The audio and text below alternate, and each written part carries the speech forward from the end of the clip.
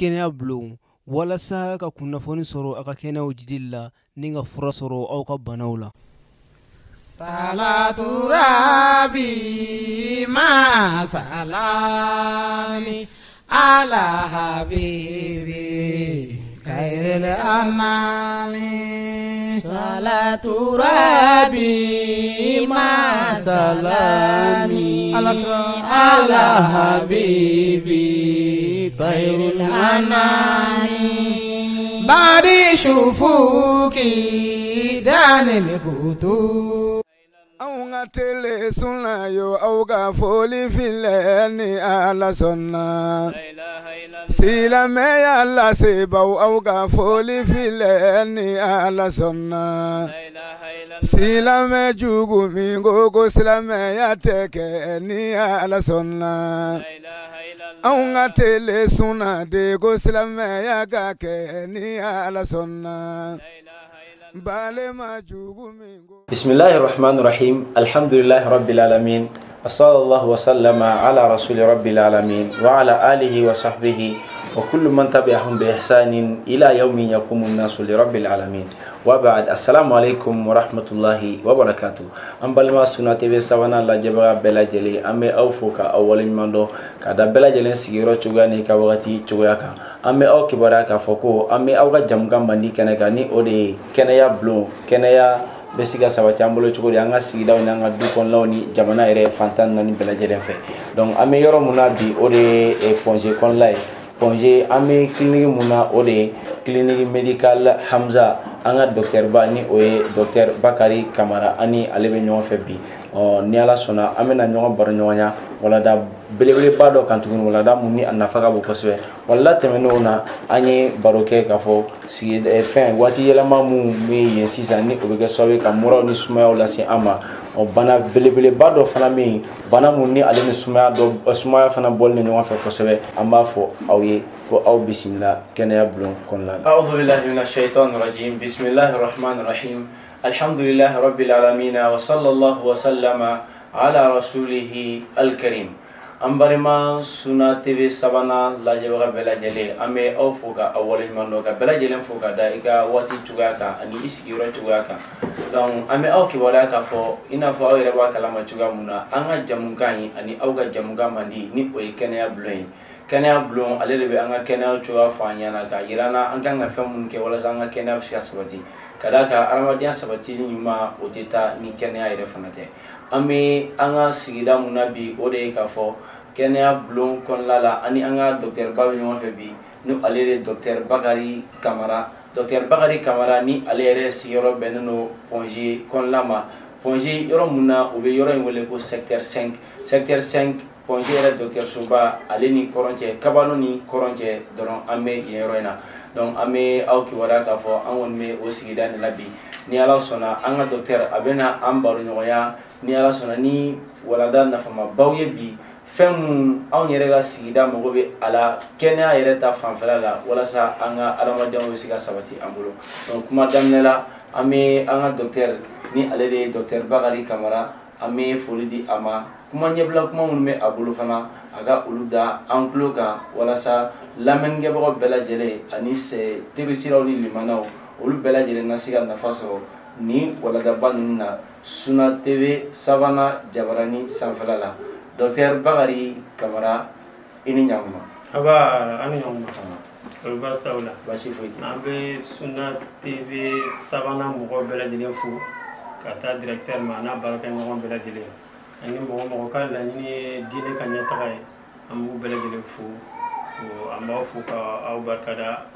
au ka chesirila ni kuye docteur ka kuma nyabla kuma yi ani folika me afe kala se limana kelenge na bela jele ma comme aw reba nyabala tugumna yeko obe foko ba ame docteur sum kon lala ode clinique médical Hamza ame sige akatuni hakilaji bolma ame ponje secteur 5 kon lala kawano ani koronche docteur bi woni ansera ima wala da bawre be amulo bi kasega odi ñingali ke ula wala sa lamen nge bo bela jel nasiga nafasro ula an lajel kala bela jel docteur ba dan fleni wakati munasisa ami wakati yela mon kon la toujours fune samia bana nene wakati wasi amra do fien ci wati ula bon ni fiɲɛ ci wagati ninnu la sisan i b'a ye k'a fɔ mura a bɛ maaw sɛgɛn kosɛbɛ n'i y'a lajɛ maa sigi 100 o 100 i bɛ taa sɔrɔ mura bɛ mun sɛgɛn kosɛbɛ o de ka ca ka tɛmɛ mura tɛ mɔgɔ mun na donc ni wagati ninnu na mura ninnu yɛrɛ a sababuya yɛrɛ ye fɛn jumɛn ye ani a bɛ an sɔrɔ cogoya di. an bɛ Sunna TV mɔgɔw fo k'u barikada u ka nin thème ninnu ye anw yɛrɛ ka anw dɔgɔtɔrɔw ka haminakobaw de ye nin wagati ninnu na n'o de ye sumaya ani muraw ani fɛn fɛn bɛ na ni tɔɔrɔ ye denmisɛnninw ani muso kɔnɔmaw ma i bɛ taa sɔrɔ u la fanba de nin fɛn fila ye n'o de ye mura i bɛ taa sɔrɔ maa caman t'u dɔn ka bɔ ɲɔgɔn na maa caman t'u dɔn ka bɔ ɲɔgɔn na a bɛ kɛ sababu ye o la n'i tɛ fɛn min dɔn i bɛ taa sɔrɔ a minɛko b'i kɔnɔ kan ani fana a bɛ mɔgɔ minɛ cogo jumɛn u bɛ fara ka bɔ ɲɔgɔn na cogo jumɛn ani a bɛ mɔgɔ minɛ cogoya min na mɔgɔ an kɔni bɛ mun fɔ o de ye mura minɛli ale bɛ se ka kɛ wagati yɛlɛma sababu la ka bɔ funteni na ka na nɛnɛ la o bɛ kɛ sababu ye ka adamaden farikolo lafu dɔɔni donc virus bɛ se ka fanga sɔrɔ adamaden farikolo kan o bɛ kɛ sababu ye mura bɛ mɔgɔ minɛ donc mura fana ye qualité fila de qualité fila mura mun bɛ sanfɛ mura ani mura min bɛ jigin fo fugonfugon na donc mura min bɛ jigin fugonfugon na o ye très généralement olu ye bactéries de bactéries donc olu de ni o farigan cogoya o ni sumaya de bɔlen don kosɛbɛ parce que a fana bɛ mɔgɔ fari kalaya i m'a ye a bɛ fari kalaya et puis a bɛ sumaya bɛ ko k'i la a b'o bɛɛ lajɛlen k'i la mais n'a danna sanfɛ mura ma n'o de ye les respirations hautes ninakili yɔrɔ minnu b'a ta kan gɔnɔ na ka taa nun ni da fanfɛla ninnu na ni virusi danna o yɔrɔ ma i bɛ taa sɔrɔ a ni palu tɛ ɲagami ɲɔgɔn na mɔgɔ bolo kosɛbɛ i bɛ taa sɔrɔ nunji bɛ bɔ i bɛ taa sɔrɔ a gɔnɔ kɔnɔna bɛ se ka ŋɛɲɛ mais a tɛ fari kalaya ten kosɛbɛ donc ani palu ka manifestation wɛrɛw bɛ yen nɔ olu tɛ ye o la quoi mais ni a kɛra k'a fɔ k'a jiginna fugonfugon farala kan i bɛ taa sɔrɔ a bɔ dɔn ɲɔgɔn na o bɛ gɛlɛya. o de bɛ gɛlɛya kosɛbɛ donc n'a ni fugonfugon ɲaga ɲɔgɔn na o de bɛ na kɛ sababu ye ka sɔgɔsɔgɔ ni fɛnw bila mɔgɔ la. o bɛ na ni sɔgɔsɔgɔ ani ninakili fereke ani farikalaya bon olu caman bɛ palu fana la donc palu sumaya t'a bila mɔgɔ la i n'a fɔ an b'a mun bɛ sigidaw la k'a fɔ tulumafɛn ninnu olu tɛ palu bila mɔgɔ la palu bɛ bila mɔgɔ la ni soso ka kini de ye soso an dɔgɔtɔrɔ bɛ soso minnu wele ko anophèle femelle u très généralement u bɛ mɔgɔ kin wagati min na adamaden kisi ka gɛlɛn u ma parce que wagati y'an ka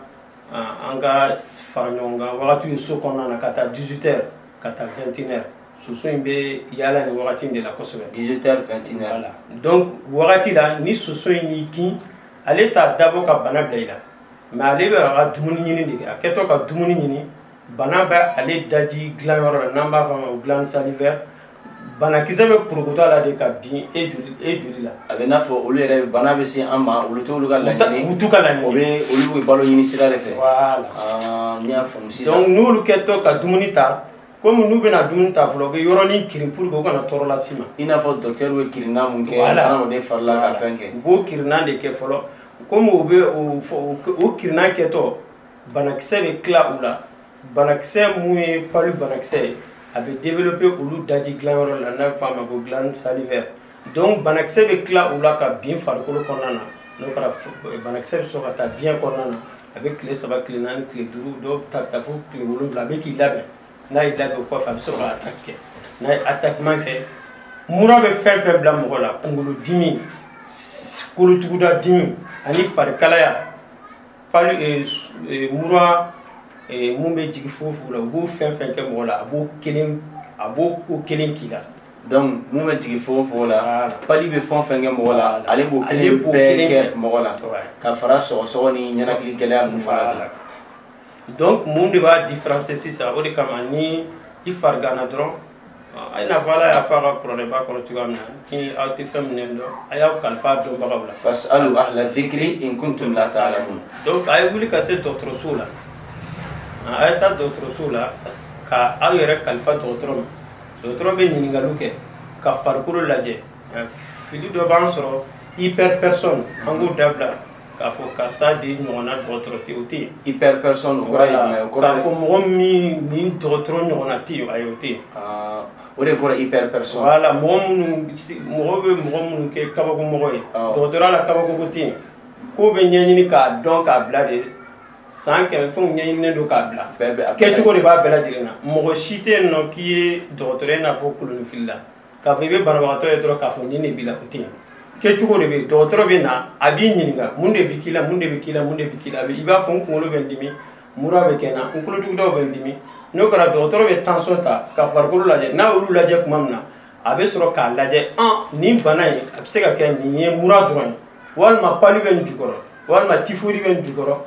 donc n'a yɛrɛ sigara sisan k'a fɔ bana suguya 3 de don f'a k'a yɛrɛ dɛmɛ jolita la.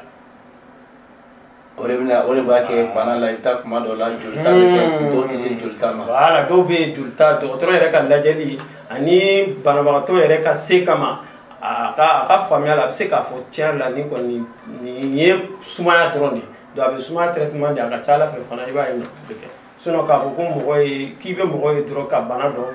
dɔgɔtɔrɔya la i bɛ taa sɔrɔ o tɛ yen mɛ.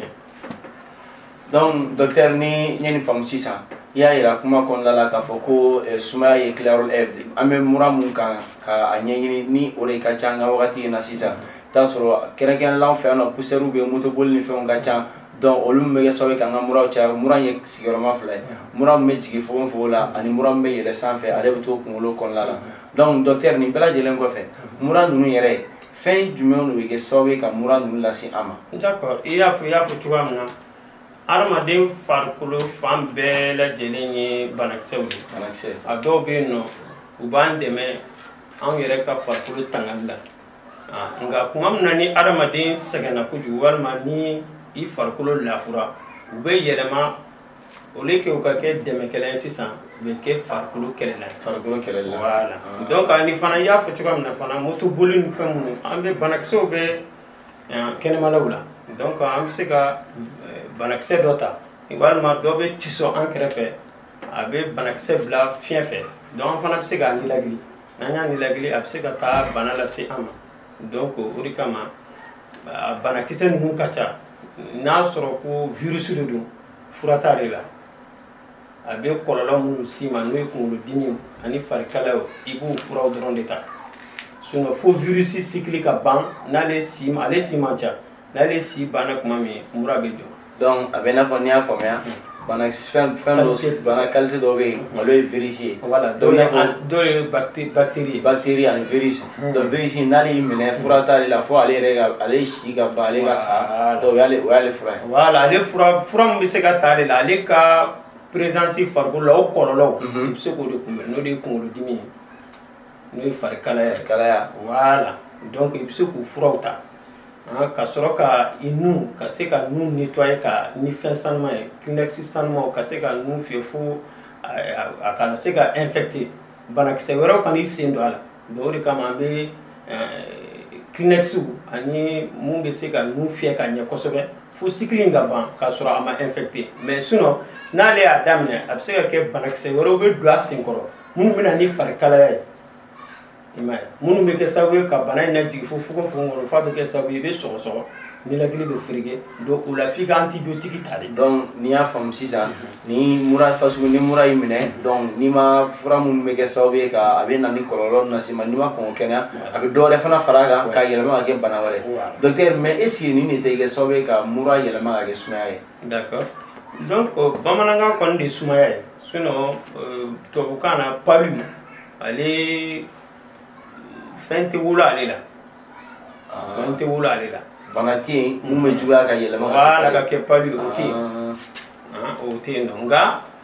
i n'a fɔ n y'a f'i ɲɛna cogoya min na ni farikolo lafura ni mura y'i minɛ ka daminɛ sanfɛla la i bɛ tiso ni fɛnw ni o mura in ye fanga sɔrɔ ni farikolo lafura komi an bɛ pays endémique de la pays endémique kɔrɔ ye jumɛn ye ne ni e bɛɛ sumaya banakisɛ dɔɔnin bɛ an bɛɛ joli la donc n'an farikolo lafura o bɛ kɛ sababu ye o banakisɛ palu banakisɛ minnu bɛ an farikolo kɔnɔ olu bɛ fanga sɔrɔ garde minnu kun kɛlen bɛ k'olu kɔlɔsi olu ka arme bɛ jigin donc olu bɛ fanga sɔrɔ u bɛ multiplier u i bɛ sɔrɔ ka palu bila i la non i y'a fɔ cogoya min na donc a bɛ kɛ faamuya dɔ la a bɛ kɛ komi mura de ye palu bila i la mais mura kɔlɔsibaliya de kɛra sababu ye farikolo lafura jugu minnu bɛ farikolo kɔnɔ o jugu ninnu de filɛ ka sɔrɔ ka wuli sisan sinon n'a sɔrɔ ko jugu tɛ mɔgɔ min farikolo la ni mura y'i minɛ Faransi ani sisan tɛ ani Mali kɔrɔnyanfanw na i bɛ sɔrɔ sumaya tɛ olu yɔrɔ la mura mana i minɛ cogo o cogo a tɛ yɛlɛma ka kɛ palu ye mais le fait que anw Mali centre ninnu kɔnɔna na i bɛ taa sɔrɔ palu bɛ i bɛna fɔ Bamakɔ n'a ɲɔgɔnna ani Kayi ni Kulukoro fɛn ani Sikaso ninnu palu bɛ joliw la donc ni farigan dɔ y'i sɔrɔ n'o y'i farikolo lafu walima n'i ye activité ba kɛ n'i farikolo lafura kojugu a bɛ kɛ sababu ye banakisɛ ninnu bɛ se sɔrɔ farikolo défense kan donc palu bɛ o la mura bɛ kɛ sababu ye ka palu lawuli mais mura tɛ kɛ sababu ye ka palu don i la. N y'a faamu mais docteur i ka nin kuma ninnu bɛɛ lajɛlen an ye nin faamuya an bɛ balimaw ladɔnniya halisa k'aw hakili jigin k'a fɔ an bɛ Suna TV sabanan jabarani na donc an bɛ aw ka jamukan mandi la ni o de ye k'a fɔ ko kɛnɛya bulon an ka kɛnɛyaw bɛ se ka ɲɛ an bolo cogo di adamadenya yɛrɛ tɛ taa ni kɛnɛya tɛ ka d'a kan maa o maa i bɛ fɛn o fɛn kɛ kɛnɛya de ɲɔgɔn tɛ wari b'i bolo f'a ka kɛ i ka kɛnɛ de ni wari b'i bolo i man kɛnɛ i ka wari i t'a jabɔ i kalannen don f'a ka kɛ i ka kɛnɛ n'i kalannen don kɛnɛya tɛ yen i t'i ka kɛnɛya i t'i ka kalan i t'a jabɔ donc an bɛ yɔrɔ min na o de ye Ponge secteur 5 kɔnɔna la Kabano ni Kɔrɔn cɛ donc an bɛ yɔrɔ min na o de ye clinique Hamza ani an ka docteur bɛ ɲɔgɔn fɛ toujours docteur Bakari Kamara docteur Bakari Kamara i ka kuma ninnu bɛɛ lajɛlen kɔfɛ donc an bɛ ɲininkali min bɛ yen ka se nin ma sisan ka tugu nin na sisan o de ye ni mura yɛrɛ ye mɔgɔ minɛ ni mura y'i minɛ donc i y'a fɔ an ye sababuya minnu bɛ mura bila mɔgɔ la donc mura sababuyaw an ye olu dɔw dɔn donc mura yɛrɛ taamasiyɛn fana ye fɛn mun ye i bɛ se ka dɔɔni fɔ an ye o la an ka taa ɲɛ yanni an ka se ɲɛfɛ kosɛbɛ. D'accord i n'a fɔ hadamadenw tɛ kelen denmisɛnnin i bɛ taa sɔrɔ sisan ni mura y'a minɛ i bɛ taa sɔrɔ sɔgɔsɔgɔ ale nunji bɛ bɔ denmisɛnnin bɛ bɔ a bɛ kɛ sababu ye fana a ninakili bɛ fereke donc ani n'o taara ɲɛfɛ o de bɛ na ni complication ye n'o de surinfection ye donc o bɛ kɛ farikala min fɛ sinon i b'a daminɛ n'a a bɛ ka a nunji bɛ ka bɔ a tuma min na nunji bɛ ka bɔ o depuis o wagati la fura fila tɛ yen i bɛ nun ko dɔrɔn ka nun ko voilà fura dɔ bɛ yen nɔ ko fisodose i bɛ den da kɛrɛfɛ k'a bisi a bɛ nun ko nin ko ka taa bɔ yan fɛ donc i b'a da côté dɔ in na ka dɔ in fana ko a bɛ kɛ sababu ye virus ninnu u bɛ fɛgɛya n'u fɛgɛyara u bɛ kɔlɔlɔ min kɛ u bɛ dɔgɔya u ka cycle bɛ ban k'a sɔrɔ u ma dankari kɛ denmisɛnnin ka kɛnɛya la donc nka i ma o cycle n'i ma se ka nun ko k'a jɛ fura tɛ ji simple de don i n'a fɔ sirop i n'a fɔ sérum a bɛ tɔgɔ ko fisodose donc n'i ye nun ko n'a ye ka ni ka den ka saniya wagati kɔlɔsi i bɛ taa sɔrɔ a tɛ yɛlɛma ka jigin fo mura min bɛ jigin fo kɔnɔ n'a bɛ se ka kɛ pneumonie ni fɛn wɛrɛw ye donc a tɛ se o niveau ma donc farikolo tɛ lafu virus bɛ dɔgɔya parce que i bɛ k'a ko dɔ bɛ ka bɔ o fɛn na a tɛ kɔlɔlɔ wɛrɛ las'a ma donc i tɛ fura girinma foyi wɛrɛ ta n'u bɛ ko dɔrɔn i b'a ye a bɛ lafiya nka n'o ma kɛ i b'a ye a bɛ yɛlɛma banakisɛ wɛrɛw bɛ sen don a la olu nana don a la fo ma yɛlɛma ka kɛ fɛn wɛrɛ ye voilà a bɛ kɛ ko wɛrɛ donc o ye mura sababuya ye fo sababuya min bɛ mura bila n na o ye olu dɔ ye mais docteur hali sisan kuma ɲininkali bɛ nin kɔfɛ o de ye k'a fɔ ni mura ye maa mun minɛ i kan ka fɛn jumɛn de kɛ walasa mura in a bɛ nɔgɔya. d'accord donc o de kama an y'o de fɔ mura yɛrɛ a bɛ bɔ a bɛ dépend den ko wagatiw la ni nɛnɛ wagatiw la denw kan ka ko tuma min na tile ka farin tile voilà 14 heures wagati donc o ye denw ko wagati o kɔfɛ an b'an hakili to minnu bɛ denw fini girinmanw ka don denw na ani fana denw fana kana bila u kana bila ka yaala fiɲɛ na nin cogoya la k'a sɔrɔ u ma protéger kosɛbɛ u ka tanga kosɛbɛ adamaden fɛrɛw la o kɔfɛ ni mura y'a minɛ an y'a fɔ cogoya min na an b'a hakili to saniya la kosɛbɛ ka nun saniya ka se ka den fana ka saniya docteur ni yoro inga focus sur talaga ibanga dem sem do nu murabu metro nu kon la nu be fa bo bay ati nu ba do te den ta tem na kala je nu mon la be no den la be ke na fo fa ere wa nu tu donc iba e o le ke sabe ka mura nju aja or ke ni ujani u ke nu yi ka to ka fie ka ko donc o le ke sabe ka mura yere ka asira la ka fanga ba ok donc no kara do evita so ate compliqué sania de ani ka den toboto ka den toboto ko fe fana ama hakili to dumuni fɛnw na dumuni fɛn ɲumanw dumuni fɛn ni den bɛ san fitinin ninnu na i bɛ taa sɔrɔ a mago bɛ dumuni variété la pour que farikolo ka fanga dɔ sɔrɔ parce que den farikolo lafilen don dɔɔnin o de kama ale ka mura ka teli ale ka mura ko ka teli ka d'a ka lafiya mais n'an y'an kɔlɔsi a ko wagatiw a n'a ka fini dontaw ani ni mura minɛ ka se ka saniya ni kɔlɔsi kosɛbɛ ani nun kuru ni n'an y'olu kɔlɔsi kosɛbɛ ani ka fini giriman dɔ la i bɛ taa sɔrɔ a bɛ a kunbɛn quoi sinon a bɛ se ka wolo fɛn wɛrɛw la mun bɛna taa an bolo da f'an bɛ taa yɛlɛma dɔgɔtɔrɔso la ka waati jan kɛ. donc docteur n y'a faamuya o kɛ denmisɛnninw ta fanfɛla ye ni mura ye denmisɛnnin minɛ baw k'u hakili t'u la k'u ko k'u ka sanuya wagati kɔlɔsi u ka ko tilegan fɛ u k'u koli kana taa don fo sufɛla kɔnɔna la wa fana nungɔla ninnu olu fana ka sanuya kosɛbɛ mais fɛn min maakɔrɔbaw yɛrɛ maa min tɛ denmisɛnnin ye ni mura fana y'ale minɛ ale kan ka jumɛn de kɛ. donc i bɛ taa sɔrɔ mɔgɔkɔrɔbaw fana la muso kɔnɔma ani mɔgɔkɔrɔba ninnu ka taa san 70 ka taa i bɛ taa sɔrɔ olu farikolo de nature u ka fɛgɛn quoi mura ka teli k'olu minɛ donc ni mura y'u fana minɛ o fɛn kelen don an bɛ fɛn kɔrɔmugu sanuman ni Kleenex an bɛ to ka saniya ka nun fiyɛ ka ɲɛ ka saniya ka to ka tɛgɛ ko pour que cycle nin kana to ka répéter virus kelen minnu bɛ bɔ an farikolo la u ka tila ka na segin tuguni donc an b'an tɛgɛw saniya ka nun kɔnɔna ninnu saniya ni Kleenex ɲumanw ye o kɔfɛ n'a ye kunkolodimi ni farikalaya bila an na an bɛ se k'olu kunbɛn. An bɛ se k'olu kunbɛn olu kunbɛn ni mun ye fɔlɔ i bɛ taa dɔgɔtɔrɔso la dɔgɔtɔrɔ b'a f'i ɲɛna k'a fɔ mura de b'i la a ma compliqué n'a ma compliqué i bɛ farisuma fura in ta a bɛ kɛ sababu ye kunkolo fana dimi bɛ da ani fana i b'i kɔlɔsi nun entretien na ni nun entretien na i bɛ taa sɔrɔ a tɛ compliqué n'a ma compliqué i bɛ taa sɔrɔ a bɛ dan sira la mais n'a compliqué n'i taara dɔgɔtɔrɔso la retard la i bɛ taa sɔrɔ a bɛ kɛ sababu ye fura tataw bɛ caya walima i ladali ni bilanw olu bɛ caya mais depuis a daminɛ n'i y'a dɔn k'a fɔ nin de bɛ na ka sɔrɔ k'a kɛlɛ i bɛ taa sɔrɔ a ka nɔgɔ la kosɛbɛ. ok docteur nin bɛɛ lajɛlen faamuyalen kɔfɛ halisa an bɛ aw fo ka aw waleɲuman dɔn lamɛnnikɛla ni lajɛlikɛla kelen-kelenna bɛɛ lajɛlen ka da bɛɛ lajɛlen sigiyɔrɔ cogoya kan an bɛ an ka jamukan mandi kɛnɛ kan ni o ye kɛnɛya bulon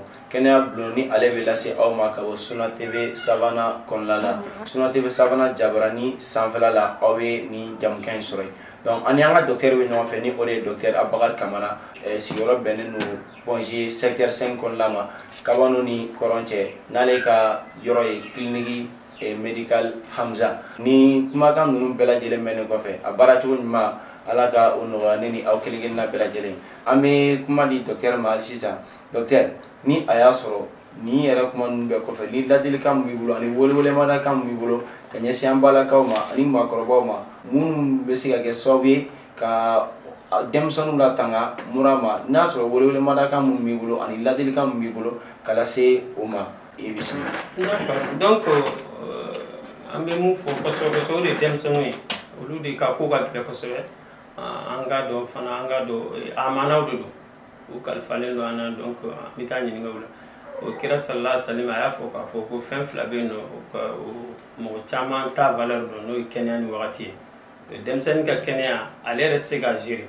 o koɲa bɛ a baw de bolo donc faw bɛ taa baarakɛyɔrɔ la donc anw de ka kan ka den ko wagati ani den ka fini dontaw lahalaw kɔnɔna na k'olu jateminɛ kosɛbɛ ani ni den banana dɔrɔn an ka se ka faw labɔ a kalama yanni a ka na taa compliqué a bɛ k'e kɔnɔ ko n'i y'a fɔ joona ka waati bɛ i b'a fɔ den man kɛnɛ non n'i y'a fɔ joona o de bɛ dépense dɔgɔya o kɔfɛ fana i bɛ taa sɔrɔ mɔgɔkɔrɔba kunda i bɛ taa sɔrɔ palu ni palu ye mɔgɔ minɛ a bɛ fɛn mun k'i la fɔlɔ o de ye i n'a fɔ kuma dɔ bɛ sigida la sisan n'o de ye ko palitɔ tɛ tulumafɛn dun a tɛ namasa a tɛ fɛn ninnu dun donc o yɛrɛ bana ka laɲini de bana bɛ fɛ e k'olu to yen pour que e farikolo tɔ ka lafu de a b'i ta sɔrɔ a b'i da salen mun kɛ dɛ i kan k'i jija ka dumuni ɲɛnamaw de kɛ pour que farikolo ka fanga sɔrɔ yanni e bɛna fura mun kɛ o fura kana se sɔrɔ ale kan. I n'a fɔ an fɛ a b'a fɔ ni mura bɛ na ne da man di, ne tɛ se ne dun tɛ se ka. Ne tɛ nin dun ne tɛ nin dun ne tɛ nin dun e b'a bɛɛ e bɛ fɛn fɛn ka ɲi farikolo ma e b'o bɛɛ to yen farikolo bɛ lafu ka taa fɛ banakisɛ dun b'a ka baara la surtout palu ni palu donna farikolo kɔnɔ a bɛ jolikisɛ mun ci o jolikisɛ de bɛ taa ni sukaro ani oxygène ye oxygène ye farikolo moteur bɛ marcher ni fɛn min ye ale de bɛ taa n'o ye donc ni olu dɔgɔyara dɔrɔn sukaro tata bɛ dɔgɔya oxygène tata bɛ dɔgɔya farikolo tɔ bɛ lafu i b'a ye kunkolo dimi bɛ juguya kosɛbɛ ani farikolo tɔ bɛɛ bɛ lafu donc mun de b'a kunbɛn an bɛ taa fura ta mais an k'an jija ka dumuni kɛ an k'an jija ka dumuni kɛ dumuni nafama an ka essayer k'olu kɛ pour que an kana lafu ka taa fɛ o kɔfɛ an bɛ taa an yɛrɛ kalifa dɔgɔtɔrɔ la palu furakɛcogo camanw de bɛ yen sisan hali a pikirima mun tun b'an siran kɔlɔlɔ ninnu dɔnna sisan a kɛcogo yɔrɔ dɔnna ani furaw yɛrɛ toxicité mun tun b'a to farikolo fasa ninnu tun bɛ faga dɔ bɔra o toxicité la ani pikiri yɛrɛ bɛ kɛ yɔrɔ min na hali ni dɔgɔtɔrɔ i ka dɔgɔtɔrɔ y'a laɲini k'a fɔ pikiri ka kɛ sogobu de la i kana ban parce que palu fana ye degré fila de palu simple ani palu grave palu grave bɛ se ka taa fo ka taa se coma la i bɛ bin coma la i t'i yɛrɛ kalama waati jan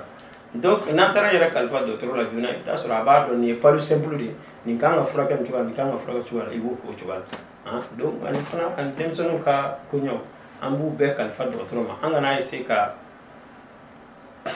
a kɔni kuma ka gɛlɛn mais an kana a fɔ k'an bɛ denmisɛnninw furakɛ n'an yɛrɛ ka fɛn sinon u bɛ na ni kɔlɔlɔ caman wɛrɛ de ye denmisɛnnin ka bana ka teli a ka teli kosɛbɛ. Donc docteur an b'i fɔ k'i waleɲuman dɔn mais docteur ɲininkali kelen min bɛ ne fɛ ɲininkali ni a nana retard la dɔɔni o ye ɲininkali jumɛn n'i ye an ka kalanyɔrɔw jateminɛ sisan i bɛ taa sɔrɔ denmisɛnninw u ye ko ji suma ninnu ni dɔw yɛrɛ bɛ gilasi san n'a bɛ sigi u bɛ waati bɛɛ u bɛ to ka gilasi fo k'a ɲimi mais est ce que olu bɛ kɛ sababu ye ka mura bila denmisɛnnin na. Donc a kɔni bɛ a bɛ température falen n'a ye température falen a bɛ kɛ sababu ye zone ninnu ka les muqueuses o ye golo fɛgɛmanin dɔw de olu bɛ sɔrɔ nun kɔnɔnaw ni fɛnw na donc olu bɛ se ka blesser jisuma ninnu voilà donc ni température changera walima ni choc y'u sɔrɔ walima hali fiɲɛ teliman mana u sɔrɔ a bɛ se ka kɛ sababu ye k'u